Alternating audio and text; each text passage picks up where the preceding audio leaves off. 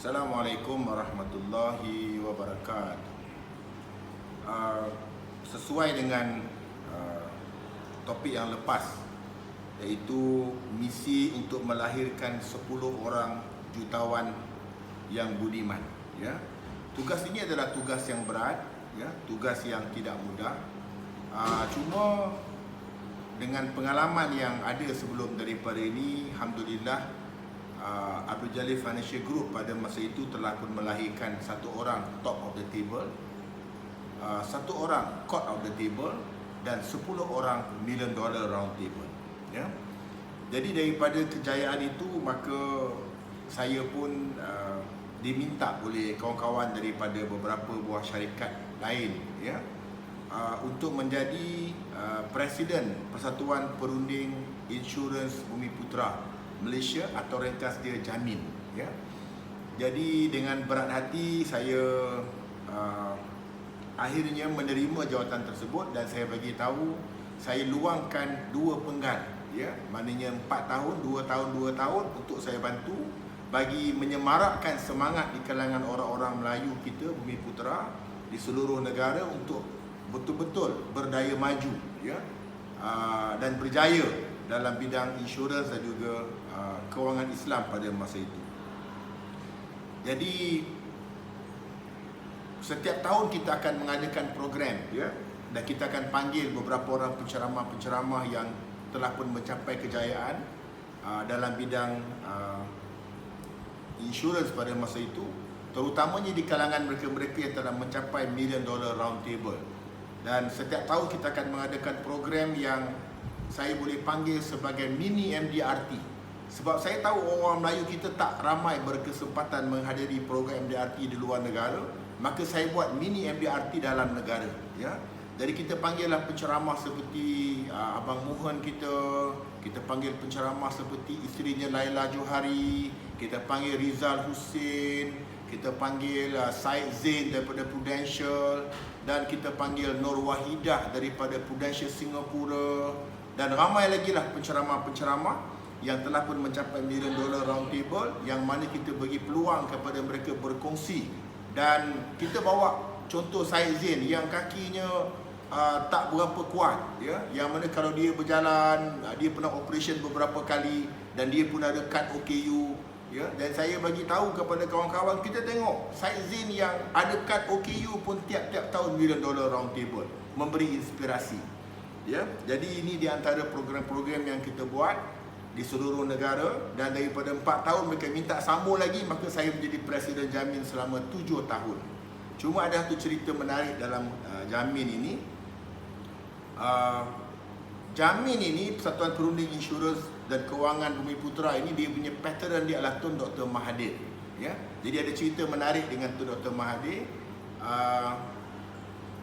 Ketika kita melakukan kunjungan hormat kepada kita punya patron, kepada Persatuan Jamin kita, maka saya dengan Bendahari, ya, pada masa itu kita pun berjumpa dengan Tun Dr. Mahathir, ya. Jadi jumpa Tun Dr. Mahathir ni satu pengalaman yang luar biasa lah, ya. Dan tempoh masa yang dalam 1 jam setengah perbincangan itu bercerita tentang Persatuan Jamin, macam mana kerajaan boleh bantu meramaikan Bumiputera dalam bidang ini, dan selesai semua perbincangan yang formal berkaitan dengan persatuan, maka saya pun ambil kesempatan ya, untuk tanya soalan peribadi. Saya kata dengan Tun, nak tanya soalan peribadi sikit boleh? Kebetulan kita dah jumpa ni. Dia kata boleh.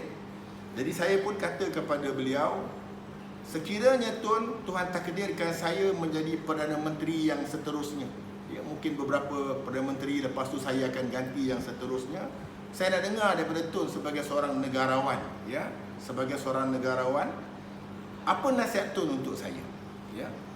Jadi Tun ambil masa yang lama, saya ingat few minutes. Dia tengok rambut saya, dia tengok dahi saya, dia tengok telinga saya, dia tengok mata saya, dagu saya, bahu saya, sampailah ke bawah. Dia tengok, dia naik lagi ke atas, dia tengok lagi sebelum dia jawab. Tak tahu apa dia tengok, saya tak tahulah. Tapi akhirnya dia bagi tahu dengan saya beberapa nasihat. Nasihat pertama dia bagi tahu dengan dia, if you really the one, ya, yang akan jadi Perdana Menteri pada masa akan datang. Nasihat saya yang pertama, kata Tun, kamu hendaklah, dia cakap in English, ya, you must do it for the country. Anda mesti melakukannya untuk negara, not for yourself, not for your family, neither for your crony.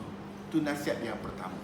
Hendaklah saya melakukan sesuatu apa pun, tindakan saya, keputusan saya demi kepentingan negara, bukan kepentingan keluarga, kepentingan sahabat-sahabat dalam politik ataupun kroni saya. Itu nasihat pertama.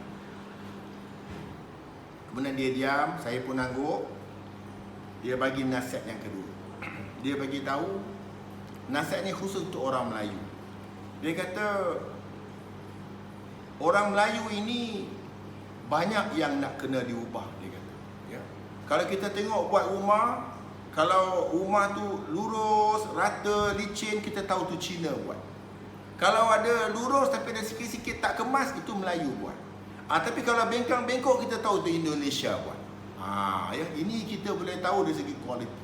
Jadi dia bagi tahu dengan saya, kalau boleh, dia kata, you kena tukar orang Melayu ni, yang paling lurus itu, yang paling elok tu adalah orang Melayu buat. Dan dia bagi tahu pada saya, dan dia mengaku, Tun mengaku kepada saya gagal ubah orang Melayu. Saya harap kamu dapat ubah orang Melayu supaya menjadi yang paling cemerlang dalam negara kita. Itu nasihat dia yang kedua lah. Jadi dia bagi tahu tugas yang paling berat kepada saya adalah mengubah orang Melayu menjadi orang yang suka bekerja kuat dan suka bertanggungjawab. Kalau buat kerja tu yang paling bagus, yang paling cemerlang, yang paling terbilang. Ini kena ada pada diri orang Melayu, sikap untuk nampak lebih sungguh-sungguh dalam bekerja, lebih berjaya dan lebih cemerlang, lebih daripada bangsa-bangsa yang lain dalam negara kita. Okey, dia kata itu sajalah, dia kata. Kemudian bila saya dah dekat nak gerak tu, ni cerita kelakar, ya. Dia nak gerak tu, dia pegang tangan belah kanan saya ni. Dia pegang tangan saya, dia pegang tangan sini. Dia kata, this is my last advice for you. Dia kata, terutamanya dalam UMNO lah, dia kata. Dia kata, terutama dalam UMNO, kalau you rasa you are the one dan you nak masuk dalam parti politik, dia kata, don't rush. Dia kata, take your time, don't rush, ya. Dan jangan nampak sangat, jangan nampak kita kemaruk sangat nakkan jawatan. Kerana kita buat untuk agama, untuk negara, kita jangan keterlaluan menonjol itu, terlalu menonjol, dia kata. Dia kata don't rush, ya.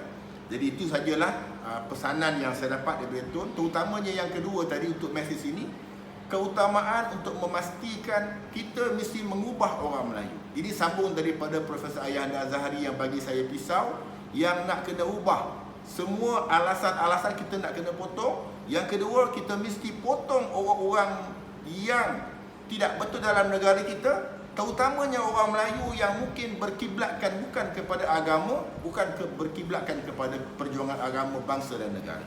Jadi untuk itu saya harap kita dapat mengubah orang Melayu, dan kita mula dalam bidang insurans ini. Mudah-mudahan orang Melayu dalam bidang ini kita yang paling mendominasi, kita yang paling cemerlang, kita yang paling berkualiti, kita yang terbaik. Itu harapan saya. Sekian saja untuk video yang kali ini. Semoga bermanfaat kepada semua. Dan saya akhiri dengan wabillahi taufiq wal hidayah. Assalamualaikum warahmatullahi wabarakatuh. Terima kasih.